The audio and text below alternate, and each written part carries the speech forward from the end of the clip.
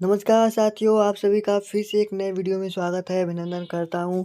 साथियों, ये जो वीडियो है क्लास 10 के जो मॉडल पेपर आया हूँ हिंदी का, जो 2023 में जो स्टूडेंट पेपर देने वाला है, जो स्टूडेंट 2023 में पेपर देने वाला है क्लास 10 का, उसके लिए मॉडल पेपर ला चुका हूँ हिंदी का। बहुत से स्टूडेंट कमेंट कर रहे थे कि सर एक बार ला दीजिए, एक बार शानदार मॉडल पेपर जो किस तरह का 2023 का पेपर पूछने वाला है, क्योंकि जो शिक्षा बोर्ड ने बहुत से चेंजेस किए हैं, कुछ बहुत से चेंज हुई, उसमें से किस तरह का पेपर आएगा, इसलिए बहुत से स्टूडेंट कमेंट कर रहे थे कि एक बार क्वेश्चन पेपर मॉडल पेपर बता दीजिए कैसा आएगा। तो आज की वीडियो को चलते हैं, शुरू करते हैं, स्टार्ट करते हैं। तो सबसे पहले आपको बता दें कि आपका पेपर 3 घंटा 15 मिनट का होगा। आपका समय मिलेगा 3 घंटा 15 मिनट। 15 मिनट को आपको क्या करना होगा, उस प्रश्न पत्र को मतलब कि पेपर को पढ़ना होगा 15 मिनट में। ठीक है, 15 मिनट में पेपर को पढ़ना है।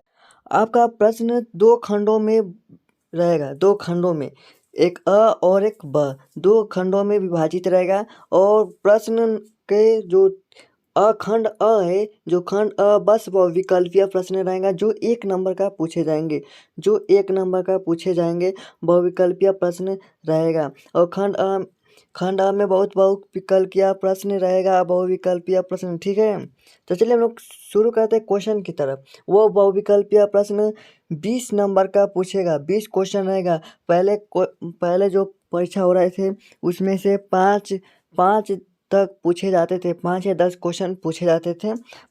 हर रात 5 तक क्वेश्चन पूछे जाते थे। ठीक है, और इस बार बोर्ड परीक्षा ने 20 बहुविकल्पीय प्रश्न दे दिए हैं। ठीक है, तो सबसे पहले बहुविकल्पीय प्रश्न देख लेते हैं। तो आपसे मैं पूछूंगा, आप इसका आंसर कमेंट बॉक्स में कमेंट करते रहिएगा। ठीक है, तो चलिए प्रश्न नंबर 1 है। प्रश्न नंबर 1 है कि बाबू गुलाब राय किस युग के लेखक रहे। प्रश्न 1 है कि बाबू गुलाब राय किस युग के लेखक हैं। बताइए, कमेंट बॉक्स में कमेंट कर दीजिए कि किस युग के लेखक हैं। जिसका ऑप्शन नंबर 2 है सही है, द्विवेदी युग सही है। द्विवेदी युग आपका सही उत्तर हो जाएगा। ठीक है, द्विवेदी युग सही उत्तर हो जाएगा। दूसरा है कि चिंतामणि किस विधा की रचना है। चिंतामणि किस विधा की रचना है। ठीक है, बता सकते हैं किस विधा की रचना है। कमेंट बॉक्स में कमेंट करते चलिए, रुकिए मत। समझ लीजिए कि आपका पेपर ही हो रहा है, आपका पेपर ही हो रहा है, तो आप कमेंट करते रहिए। चिंतामणि सही है, जो चिंतामणि को कहे हैं उनका सही है, चिंतामणि होगा। अब आपको बस मैं प्रश्न बोलता रहूँगा, आप इसका आंसर देते रहिएगा। अब आंसर उतना नहीं बताऊँगा। ठीक है, चलिए, गबन किसकी रचना है।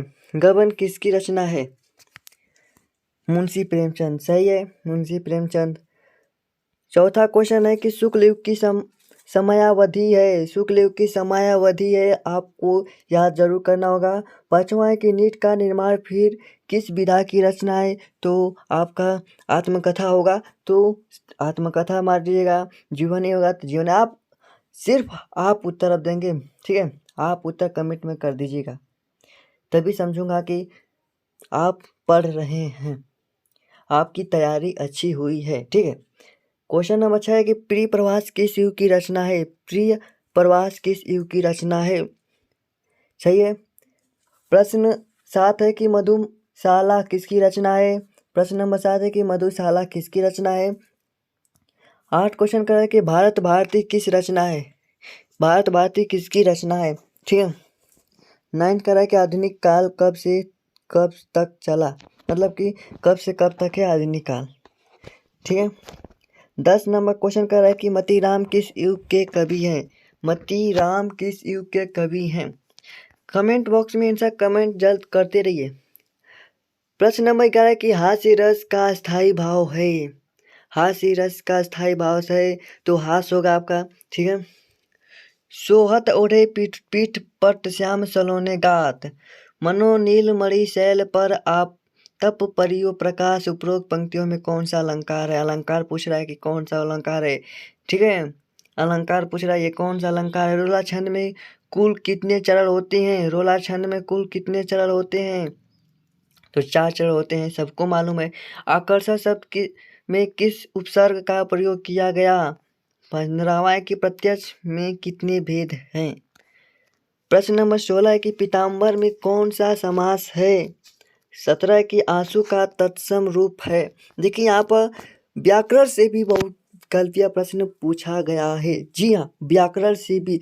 पहले वाले में व्याकरण से नहीं पूछे जाते थे बहुत बहुविकल्पीय प्रश्न, बस सिर्फ गद से पद से थोड़ा मोड़ा 5 क्वेश्चन पूछ लेते थे। इस बार 20 क्वेश्चन कह रहे हैं कि 20 क्वेश्चन आपका बहुविकल्पीय प्रश्न है 20 नंबर का, और आप कह रहे हैं कि 20 नंबर का कर दिए तो मज़ा ही रहेगा, क्योंकि ये बहुविकल्पीय प्रश्न आपके लिए इतना आसान बन गया है कि आप बस बहुविकल्पीय याद कर लीजिएगा। ठीक है। 18 की यह संधि का सूत्र है। फल से का शब्द का वचन एवं विभक्ति है। अपठत धातु का वचन एवं पुरुष है। ठीक है।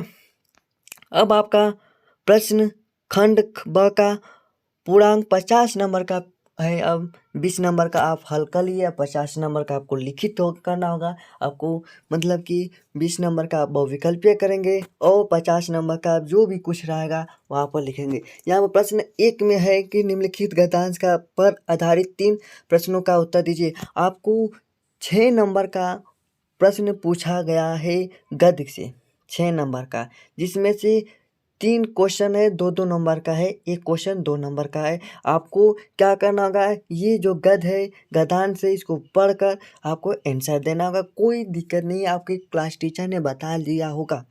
ठीक है। जी हाँ, मैं आपको बस सिर्फ इतना ही बता रहा हूँ कि किस तरह का पेपर आ रहा है। और यहाँ पर आपको अथवा में भी देगा, आप चाहे ये कर सकते हैं चाहे आप ये कर सकते हैं। 2 गद्यांश देगा, कौन कर सकते हैं, जो भी आपको अच्छा लगे। इसमें से फिर 2 नंबर से 6 नंबर का पूछा है, 2-2 नंबर का क्वेश्चन है। आपका प्रधान से भी उसी तरह पूछेगा, पढ़कर आपको क्वेश्चन का आंसर देना होगा। उसमें भी 2 पदांश पूछेगा। ठीक है। क्वेश्चन नंबर 3 है, प्रश्न 3 है कि दिए गए संस्कृत गद्यांश में से किसी एक का संदर्भ सहित हिंदी में अनुवाद कीजिए। आपको ये बहुत 5 नंबर का पूछा है। ठीक है, 5 नंबर का पूछा है। आपको हिंदी में अनुवाद करना है। ऐसा नगरीय भारतीय संस्कृति संस्कृत भाषा, मतलब कि आपका इसको हिंदी में कन्वर्ट करना है। आपको 2 देगा। ठीक है। इसको पदांश को भी आपको हिंदी में अनुवाद करना है। मानव हित्वा प्रियो भवति, क्रोध हित्वा न शुचति, कामम हित्यावादन भवति, लोभम हित्वा सुखी भवेत्। ठीक है। ठीक है। प्रश्न 5 है कि अपने पठित का खंड काव्य के आधार पर निम्नलिखित प्रश्नों में से किसी एक का उत्तर दीजिए। आपको मुक्ति दूत, ज्योति, आपको इसमें से किसी एक का उत्तर देना। वह 3 नंबर का पूछा गया है, आपके बता दिए होंगे। ठीक है, क्लास टीचर। प्रश्न 6 कह रहा है कि दिए गए लेखकों में किसी एक का जीवन परिचय लिखते हुए उनकी एक प्रमुख रचना लिखिए।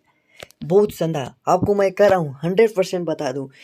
3 जीवन परिचय, 2 यहाँ पर देख सकते हैं, देख रहे हैं जो जीवन परिचय 5 नंबर का है। ठीक है, 5 नंबर का जीवन परिचय पूछा है, और इसको क्या करना होगा, आपको अच्छे तरीके से याद करना होगा। जो ये राजेंद्र प्रसाद को 100% याद कर लेगा, एक जयशंकर प्रसाद को 100%। और तीनों इसमें से तीनों क्वेश्चन ये जो दिए हैं बहुत इम्पोर्टेंट हैं। ठीक है।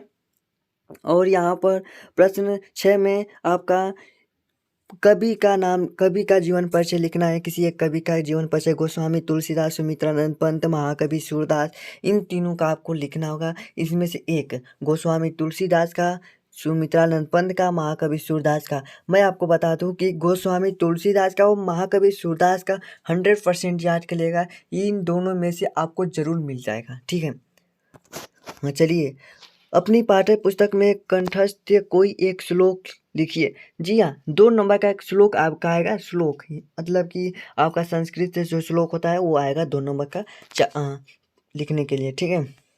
प्रश्न 8 का है कि निम्नलिखित में से किन्हीं 2 प्रश्न का उत्तर संस्कृत में दीजिए।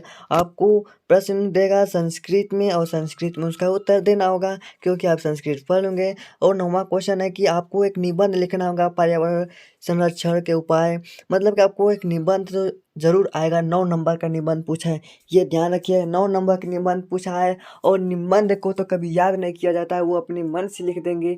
मतलब कि 2 पेज लिख देंगे, 3 पेज लिख देंगे, आपको नंबर ज़रूर मिलेगा। तो आपको ये वीडियो अच्छा लगा तो एक बार लाइक करें, सब्सक्राइब कर दें और शेयर ज़रूर कर दें अपने दोस्तों के साथ। अपने दोस्तों को शेयर कर दें वीडियो, ठीक है। फिर मिलेंगे अगले वीडियो में। एक शानदार पेपर लाता हूँ और उस पेपर से आपका पूरा अभ्यास करा दूंगा, ठीक है। और पोस्ट क्वेश्चन आएंगे, विज्ञान का पेपर, हिंदी का पेपर, इंग्लिश का पेपर, गणित का पेपर, सब कुछ का पेपर आपको बताऊंगा। बस बने रहिए चैनल को सब्सक्राइब कर दीजिए। चलिए फिर मिलते हैं अगले वीडियो में। जय हिंद, जय भारत।